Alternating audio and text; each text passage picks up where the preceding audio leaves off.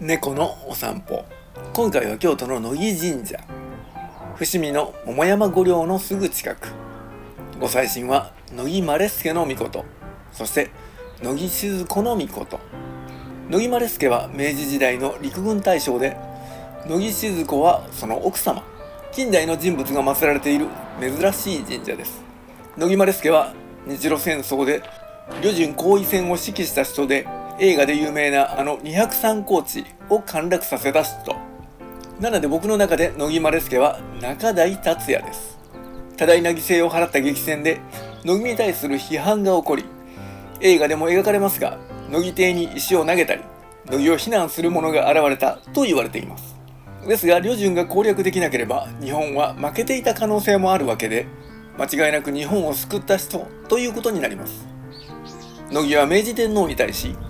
陛下の将兵に多数の死傷者を生じた罪を自陣して償いたいと奏上しましたが、陛下から今は死ぬべき時ではない、どうしても死ぬというのであれば朕が世を去った後にせよという趣旨のことを伝えられたようです。そうして明治天皇が崩御された年、1912年大正元年9月13日、明治天皇の大喪の礼が行われた日に、妻静子と共に自陣して亡くなっておられるようです。そして大正5年、明治天皇の御陵の麓に乃木神社が創建されたということで、なかなか感慨深いものがあります。余談ですが、御陵は豊臣秀吉の築いた伏見城の本丸跡地。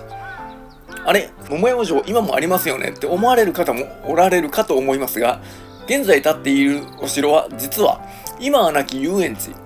伏見桃山城キャッスルランドの施設で、鉄筋コンクリートの建物です。場所も違います。ご利益は将軍、学業成就、夫婦和合、良縁など、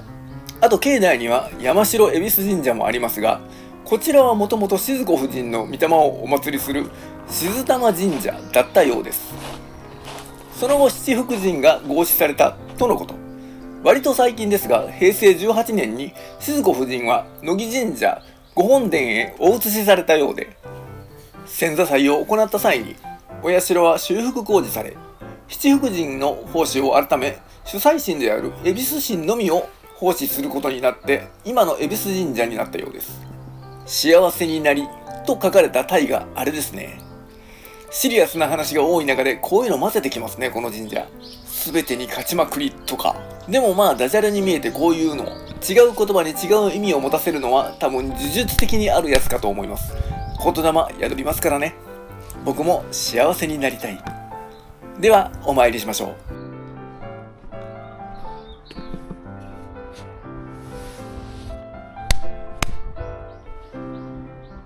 う。では御朱印を授かります。てってれーということで、今回はこれまで。次回もまた見てくださいね。ご視聴ありがとうございました。いいねやチャンネル登録、ぜひともよろしくお願いいたします。